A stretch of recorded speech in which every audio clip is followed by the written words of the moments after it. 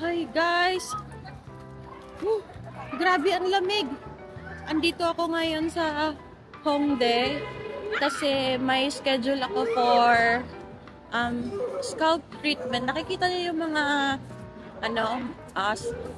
spa, ganun pa. Yung parang sa scalp na spa, ganun. Grabe! First snow ngayon. First snow of the year. Grabe! Naninigas na yung kamay ko.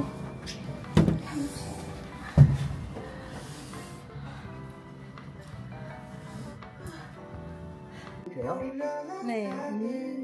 오, 너무 더럽다.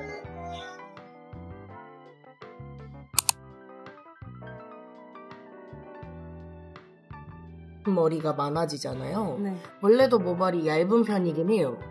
5단계로 이루어져 있고 네. 처음에 우선은 두피를 봤으니까 이제 에멀전을 발라서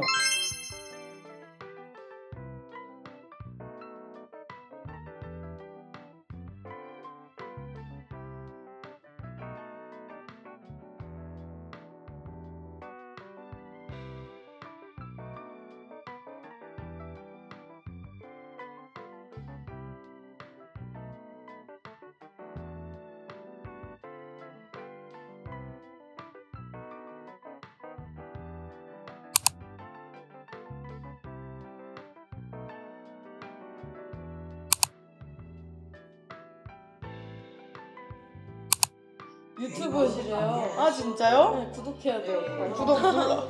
구독과 좋아요. 알람 설정까지. 잘하죠. 아 어떡해 나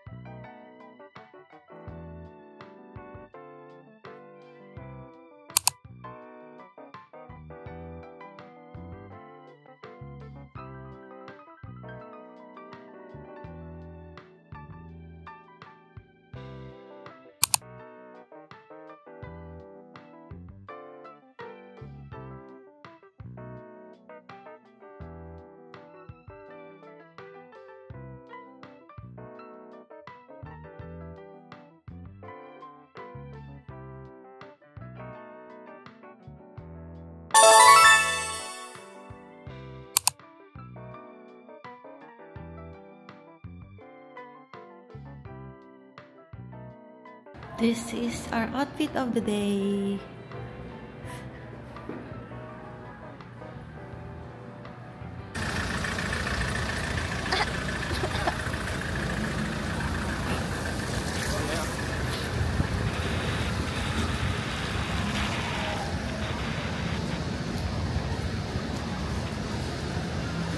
Pinapakain ako ng snow dito ha.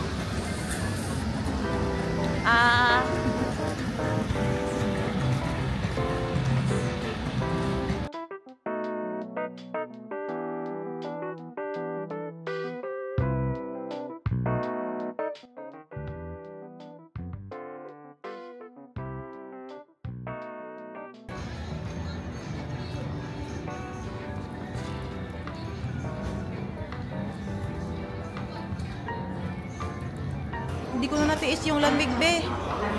Bumili na talaga ako ng scarf na ganyan kakapal. Tapos, bumili na din ako ng gloves. Ganyan kalamig. Hindi ko ini-imagine na first snowfall of the year, ganito kalala yung paglamig. Kasi dati yung first snowfall of the year is mild lang na snow. Pero grabe, be, ang kapal, grabe. Tapos whole day pa mag-snow. So meaning, talagang malamig siya. So bumili na talaga ako nito. Ang ganda pa naman ito, ang ganda ng kulay, oh. Nasira na yung buhok ko, be. Nasira siya. ngayon pupunta na ako sa clinic. May schedule pa kasi ako sa clinic. Magpapa-beauty treatment na naman tayo. Ang busy-busy natin for today's video, ha?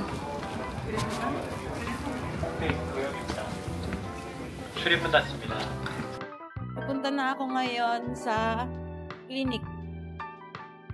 Alam mo ba, nakatulog ako sa tren. So, lumagpas ako ng mga 5 stations. Buti 5 stations lang, hindi 10.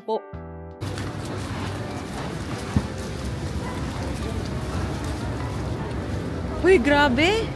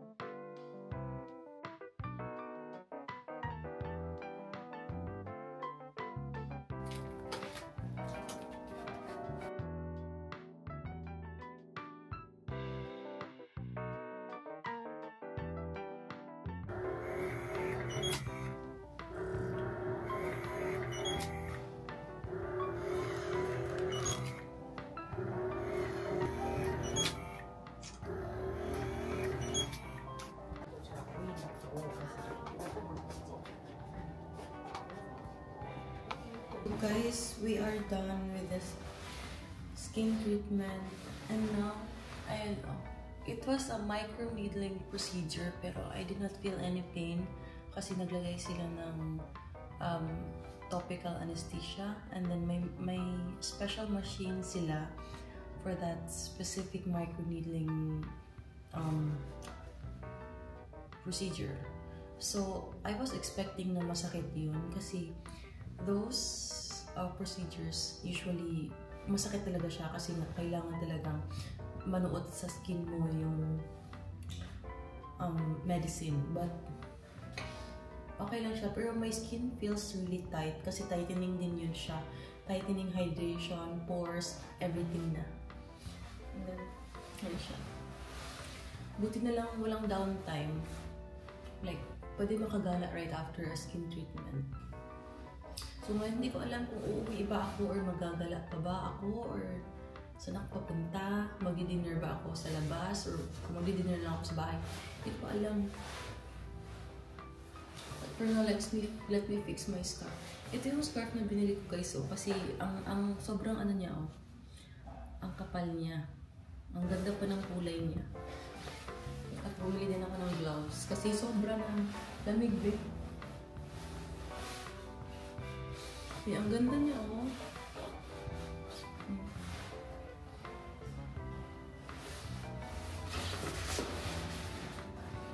looks so cute. Mag-gloves na din tayo before tayo lumabas.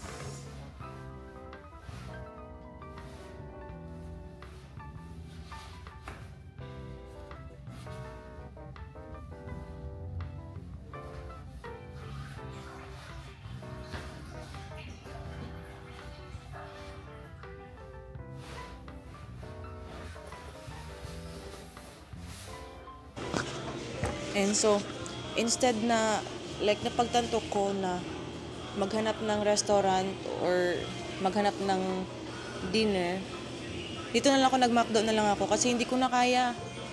Wala na akong energy, wala pa akong tulog. Magto 24 hours na wala akong tulog. Grabe.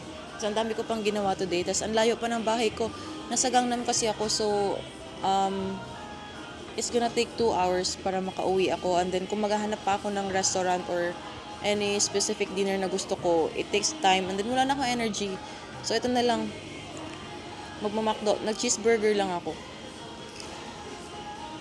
My usual order sa McDo, cheeseburger lang talaga. Ayoko sa iba. Ewan ko. Nakakaumay. But hindi ako nauumay sa cheeseburger nila. And, Sa buong mundo, pinaka-favorite kong fries is from McDo. So, ito na yung dinner ko, guys. Para pagdating ko sa bahay, diretso na ako matutulog. Feel ko hindi na nga ako mag-shower dito. Diretso na talaga tulog. Talagang, oops. Hindi ko na ata kaya. Ewan ko din bakit hindi ako natulog. Almost 24 hours na. Adik ata.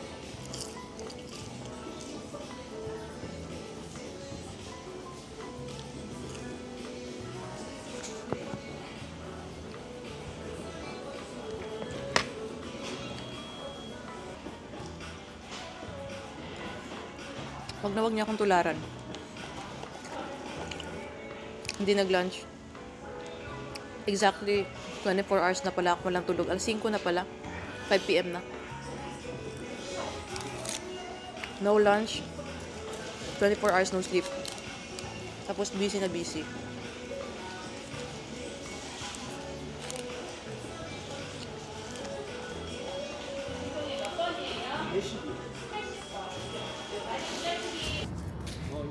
Good morning!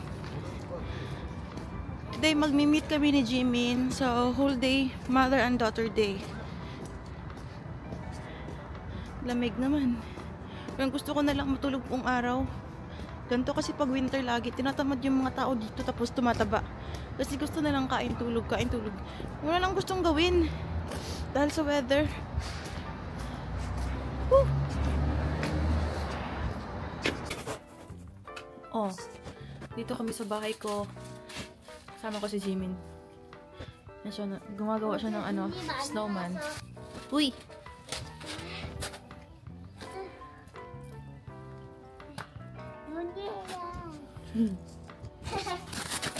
Ano siya gawa?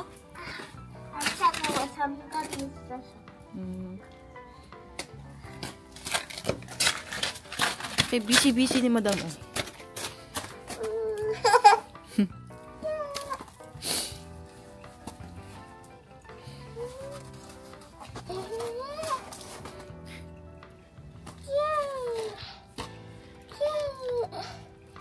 It's already 12.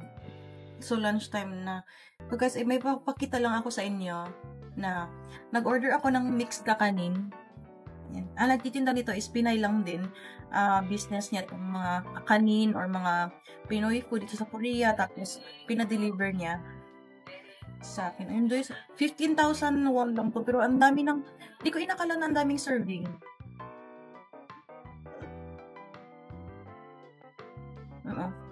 Laki-laki pa. Tapos, like, ang sarap kaya nito. Laging marami siyang nabibenta na tubs nito.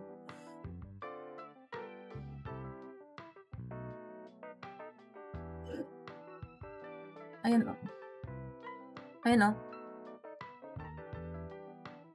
Ube halaya, cassava cake. Anong tawag dito? Ito isa. Basta cassava cake, biko. Tapos, I think, ano ba to? Hindi ko na alam ano to siya, pero talagang mahilig ako sa mga kakanin. Tingnan mo Ang sarap nito. In-order ko to kasi nga, dadalhin ko si Jimin dito sa bahay. Tapos gusto ko ipatikim sa kanya yung mga Filipino kakanin kasi mahilig ako. Ayun. Mamaya na to, nag-order din ako ng lunch ni Jimin. Hindi na ako umorder ng para sa akin kasi hindi naman mauubos ni Jimin lahat. Nag-order lang ako ng pasta kasi gusto niya lang ng pasta. Tinanong ko siya kung anong gusto niyang kakainin. Sabi niya, pasta. Sige, sabi ko. Excuse me, lamig na kasi talaga. Init-init pa niya. Ayan siya. Basil pasta. Shrimp basil pasta. Sarap tignan. And then, nagtanong ako sa kanya anong gusto niyang kainin din. Sabi niya, cheese ball. So, nag-order din ako ng cheese balls. Kakain na si Bebo natin. Si Madam nag-request ng pasta. Tinanong ko siya kanina anong gusto niya kainin. Sabi niya, pasta. Right? You said you wanna eat pasta, right? Yes. It's so big. Say ah. Mm. Ah. Ah. Very good. Cut.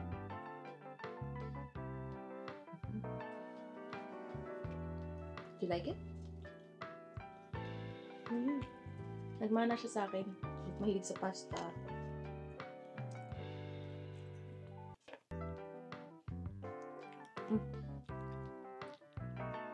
Mushroom. Ah. 먹어야지.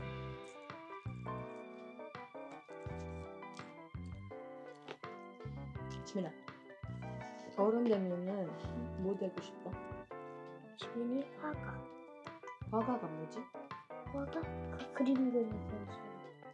Ah, you want to be an artist. 영어로는 artist. Artist 해봐. Artist. 조시. Artist. R? Or 까먹고 얘기해. You want to be an artist? yes. Yes. You don't want to be a doctor? No. 의사. Artist. Artist? You want to be an artist? Yes. What do you really want to do? You want to paint? Yeah. You like painting, right? Yeah. Good. Tapos, Alam mo, ang mahal ng gusto niya, dito sa Korea, super mahal maging artist. Pero, nag-usap kami dati ng ex-husband ko, sabi niya, willing siya. wala ka pink cat.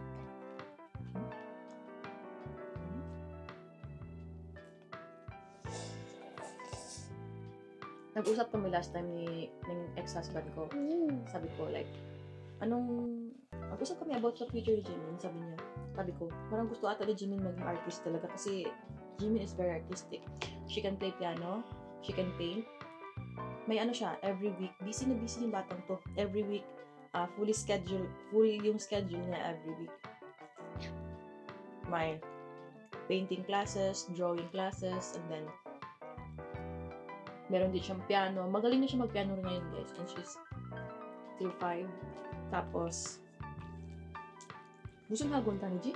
피아노, 미술, 그리고 한국어, 공부. tapos meron din siyang 지민이 어떤 피아노 다니는지 안다? 센트 음악. din siya, may Korean tutor din siya. Tapos yung tutor niya nagtuturo ng mga mathematics, English, at saka Korean. So, yan yung schedule niya every week after niyang pumunta sa school. Ganyan siya ka-busy. But, hindi naman siya pinoforce actually. Baka may magsabi na, pinoforce niya yung bata, blah blah blah blah. Hindi, siya yung may gusto. Actually, dapat nga isang academy lang dapat yung niya after school. Gusto ko lang sana painting. Pero gusto niya talaga mag-piano din ipagsabay niya at the same time. At kailangan na din ng tutor.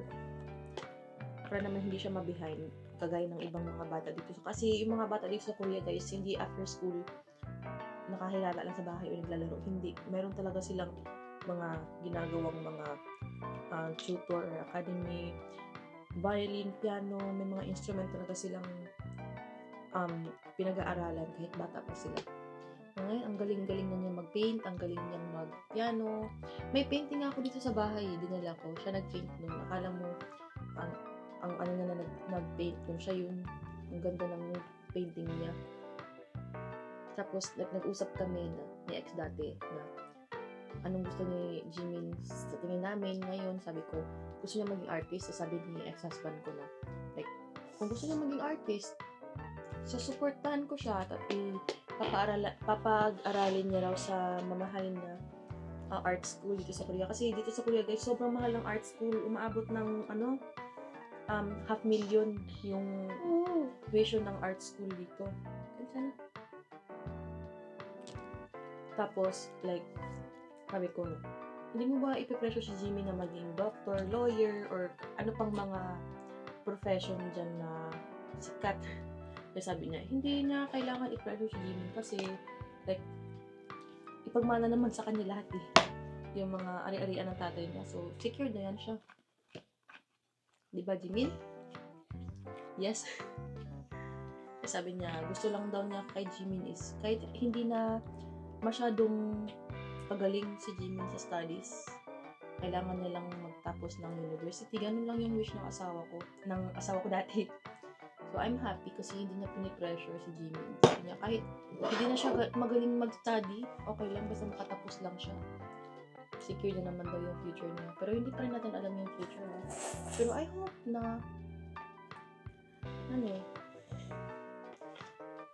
hindi naman gusto yung future niya. Diba, Jimin? Swerte mo sa papa mo. Lahat ng gusto niya, susundin, bibilihin. But hindi siya spoiled child, ha? Hindi siya ganun. Kasi yung papa niya nag-spoil sa kanya, ako taga-balance.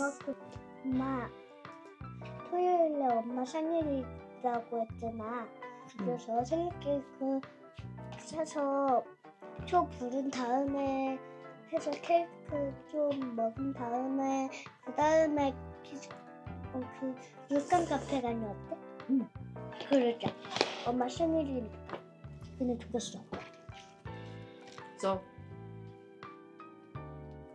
ngayon is November and tomorrow, December na. December 3 yung birthday ko. Kaso yung December 3 na mismong araw ko is weekdays. Hindi ko siya pwedeng madala kasi may school siya. So, ang inisip ko is, since may collaboration ako sa restaurant sa Seoul, tapos yung napananulan kong collaboration is, pwede akong kumain sa restaurant nila worth of 10,000 peso for free. Tapos, beef yun siya. So, nanalo ako ng collaboration doon. Tapos sabi nila, magdala ka ng isa pa. So, si Jimin dadalhin ko. Hindi ako magdadala ng kaibigan. So, yung dadalhin ko doon. And it's gonna be our celebration na lang sa Saturday. Next Saturday. Saturday din kasi ngayon. So, siya yung dadalhin ko. Mag-date kami. Tapos dadalhin ko siya sa cafe. Mahilig kasi siya sa painting, di ba, sa art. So, ang gagawin ko is like, nag-schedule na ako ng dinner namin ni Jimin. And I'm so lucky na timing na birthday week ko. Tapos nanalo ako ng collaboration worth 10,000 pesos for free. 엄마, 나 얼굴이 조금 작아. Actually, 지민이도 그랬지. malamas. Tapos, like, before mag-dinner kami ng, sa Seoul, dadalhin ko siya sa cafe. Ito yung cafe na yun, special yung cafe yun, guys, kasi, excuse me. Kasi yung cafe na yun is like, a normal coffee shop.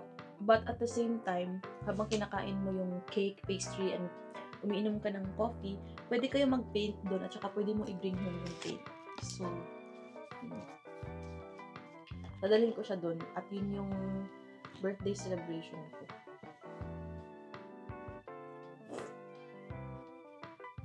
Yan guys.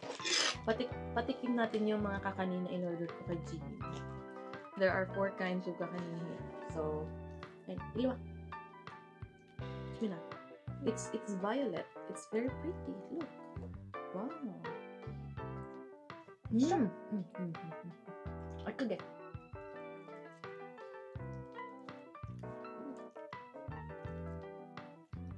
Do you like it?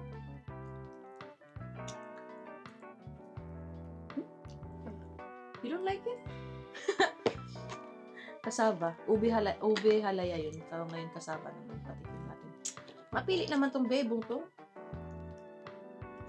Kasaba cake with cheese. Igo.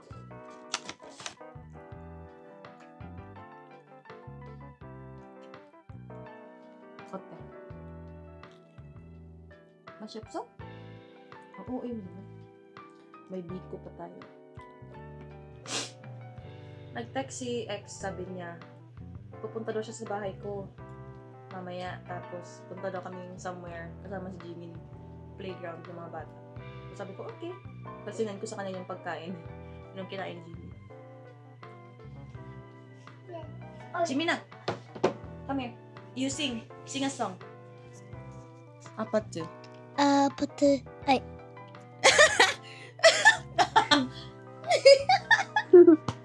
아하.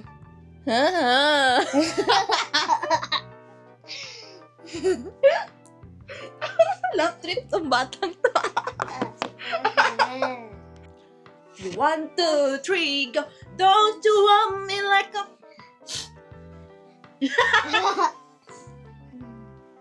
이렇게 하는 거야? 그러면 Don't you want me like I want you, baby? Don't you need me like I need you now? Sweet tomorrow, but tonight go crazy. All you gotta do is just meet me at the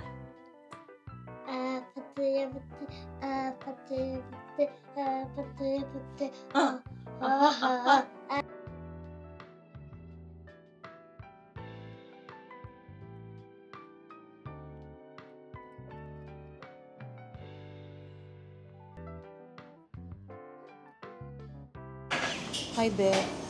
Grabe, dinner time na. Nagpunta kami ni Jimin sa Kids Cafe. Tapos, naglaro kami. Kasama ko si ex. Tapos, hindi na ako nakapag-vlog kasi sobrang busy namin maglaro. Tapos ngayon, pumunta kami ulit sa bahay ni mother-in-law. Tapos, ngayon, lumabas ulit. Kakain. Tapos, maglaro na naman. And then, uuwi na ako. So, ngayon, kasama kami ni Jimin magdi-dinner. Mag-dinner tayo, Jimin, ha? Samgyupsal.